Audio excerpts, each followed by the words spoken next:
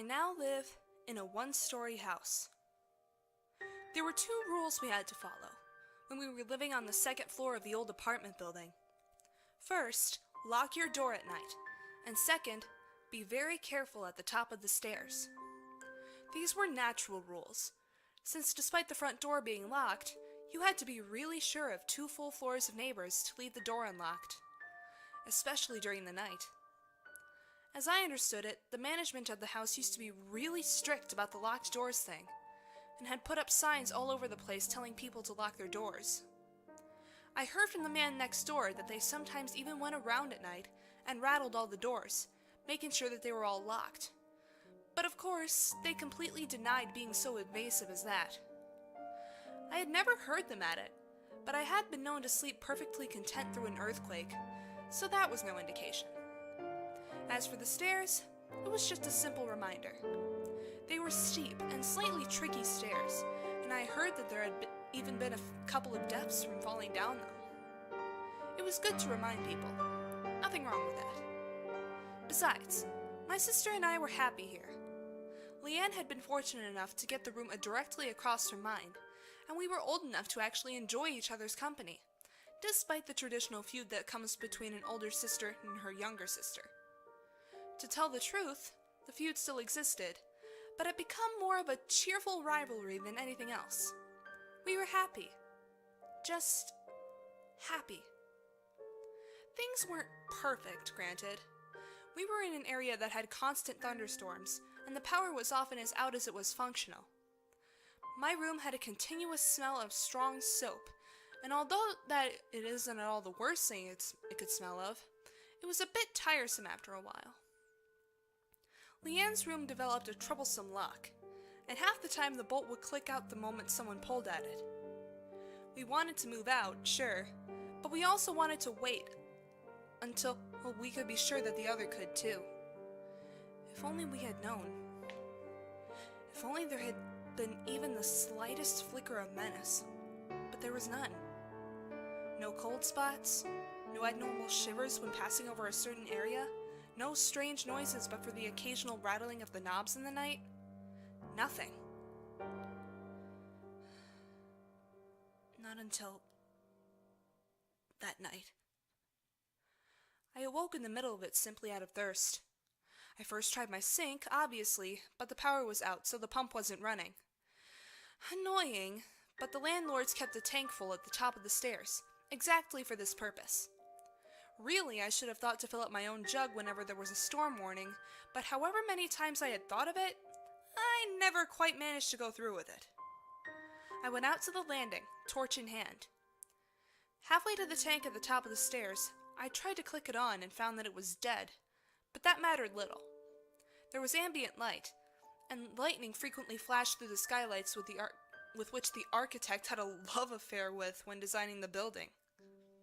I got to the tank and began filling my bottle, when, out of the corner of my eye, I glimpsed movement, halfway down the staircase. As I looked, there was nothing, though it was that kind of nothing that happens when you're staring at the object you're looking for.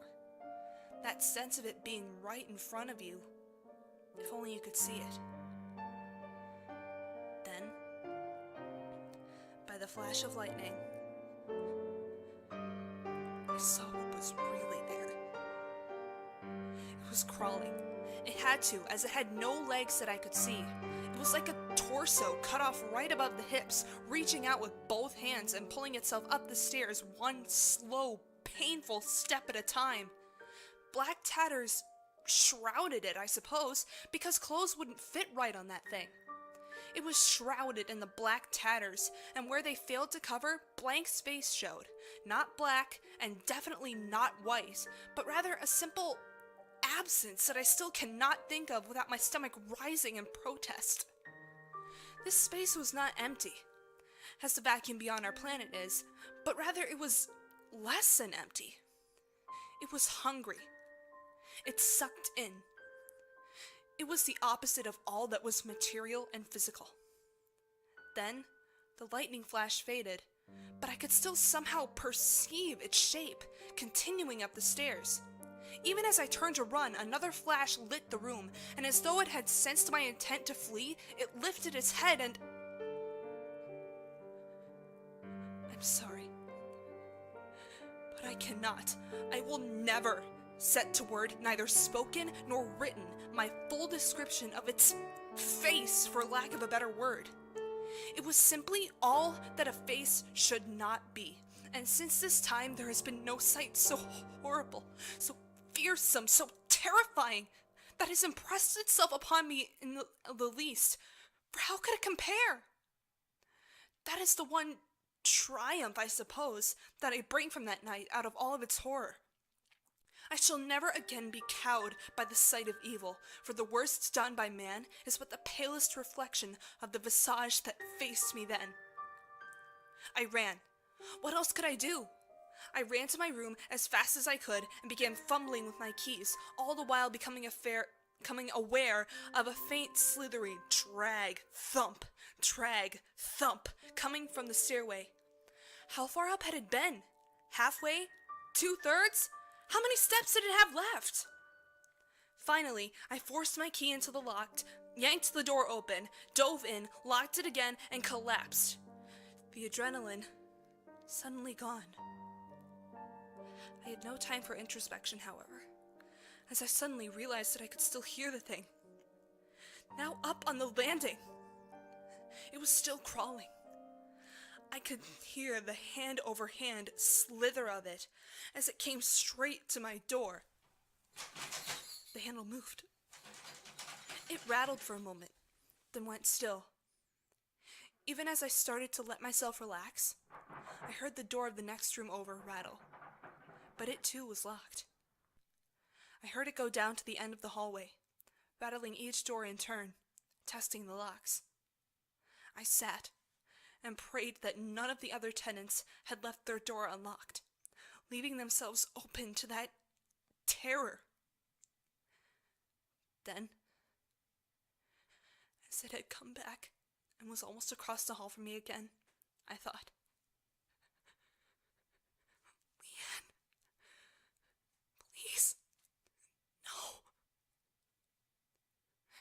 Its slithering movement was clearly across from me. I listened, hoping, praying for a rattle. The lock clicked, and the door creaked. I couldn't help it. I grabbed the useless flashlight as a club and threw open the door. At the same time, there was a clatter and an all too familiar scream from the direction of the staircase. I ran towards it, other tenants opening their doors and peering out, working torches lighting the hallway. There was yet some glimmer of hope in me, some faint wish that if I got there fast enough, she would be all right. But no. There, at the bottom, crumpled like a broken toy, the marks of hands fast fading from her ankles, was Leanne.